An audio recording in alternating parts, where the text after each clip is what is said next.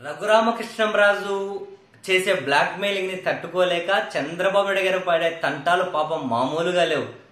బీజేపీకి చెప్పి నాకు సీటు పెంచలేకపోతే నువ్వేం పోలవరం కడతావురా, వాడేం పోలవరం కడతాడని చెప్పి పాపం చంద్రబాబు గారిని ఒక రౌండ్ వేసుకున్న రఘురామకృష్ణంరాజు. చంద్రబాబు గారేమో ఖచ్చితంగా ఆయనకు అకామిడేట్ చేయాలని చెప్పి ఆ చంద్రబాబులో కూడా ఒక రకమైన బేలతనం అకామిడేట్ చేయకపోతే ఇంకెన్ని మాటలు అంటాడో, ఇంకెన్ని రహస్యాలు బయట పెడతాడని చెప్పి చంద్రబాబులో ఉన్నటువంటి ఆ భయం ఒకటి. ఆయనేమో నర్సాపురం ఎంపీ కావాలంటాడు, బీజేపీ ఏమో మేము ఇవ్వమంటారు.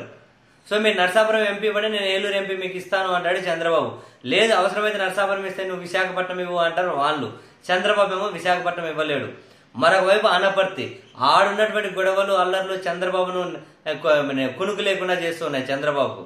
ఈ క్రమంలో పవన్ కళ్యాణ్ కూడా మనం నిన్ననే మాట్లాడుకున్నాం, గుర్తుందా? పవన్ కళ్యాణ్ తో ముగ్గురు బీజేపీ వాళ్ళు సమావేశం కాబోతున్నారు. ఈ సమావేశం అయిపోయిన తర్వాత అందరూ వెళ్లి చంద్రబాబు ఇంటికి వెళ్తారు అని చెప్పి మనం మాట్లాడుకున్నది బొమ్మాటికి నిజం. పవన్ కళ్యాణ్ తో ముగ్గురు బీజేపీ నాయకులు నిన్న మధ్యాహ్నం సమావేశం అయ్యారు. ఆ తర్వాత అందరూ కలిసి చంద్రబాబు ఇంటికి వెళ్లారు. ఇంటికి వెళ్తే జగన్ ఎదుర్కొనే అస్త్రాల గురించి చర్చతో పాటు మరొక వైపు సీట్ల మార్పుల మీద కూడా చర్చ జరిగింది. సో కొత్తగా చంద్రబాబు గారు అయితే బీజేపీ వాళ్ళ దగ్గర ఒక ప్రపోజల్ ఉంచారు. దానికి బీజేపీ వాళ్ళు సూత్రప్రాయంగా అంగీకరించారు అని చెప్పి చెబుతూ ఉన్నా, మా అధిష్టానంతో సంప్రదించిన తర్వాతనే మేము ఏదైనా విషయం ఫైనల్ చేస్తామని చెప్పి ఫైనల్ గా సమావేశాన్ని ముగించినట్లుగా తెలుస్తూ ఉంది.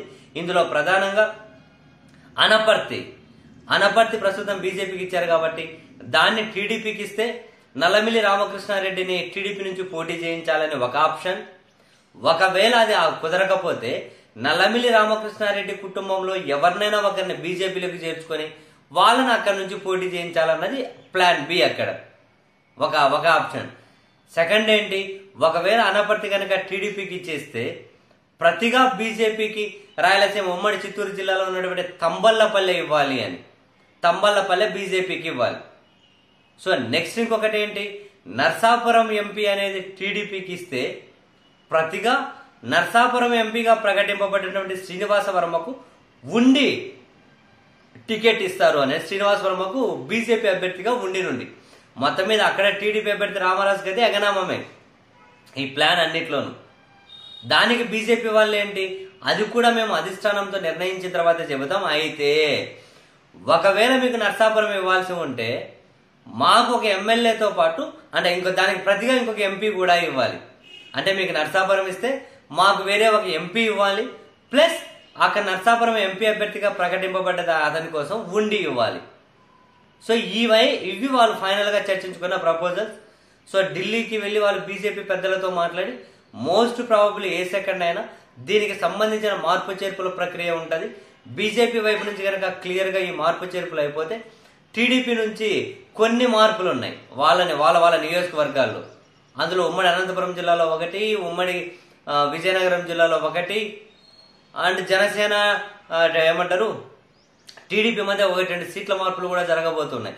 అయితే ఇక్కడ ఇంకో ఇంట్రెస్టింగ్ ఏంటి, ఇక్కడ అనపర్తి కనుక టీడీపీ తీసుకుంటే మాకు ఉంగుటూరు కావాలి అని చెప్పి బీజేపీ అడిగితే అది ఆల్రెడీ జనసేనకు ప్రకటించేసాం.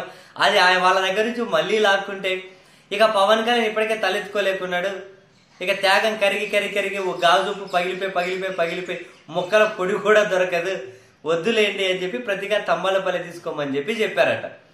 వెరసి మొత్తం మీద అయితే ఇక నామినేషన్ల స్వీకరణ గడువు 3-4 రోజుల్లో స్టార్ట్ అవ్వబోతున్న వీళ్ళ పంచాయతీ అయితే వడవట్లేదబ్బా మరి.